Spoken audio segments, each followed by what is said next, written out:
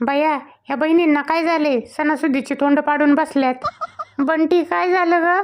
Mummy, rakhi पौर्णिमा वर्षातून एकदाच येते ना, मग आम्हाला आमच्या भावाला चांगल्या साड्या घ्यायला काय झालं? रेशी, तुझी पण साडी साधीच आहे का?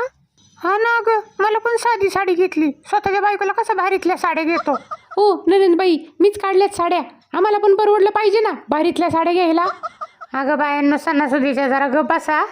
पूजे, तू का दरवाजा लावून बसली? तुला पण नाही आवडली का साडी?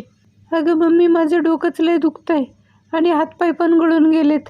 मी त्या साड्यांकडे पाहिलंच नाही. मोने, तुझं काय? मम्मी, मला काही त्या साड्यांमध्ये इंटरेस्ट नाही.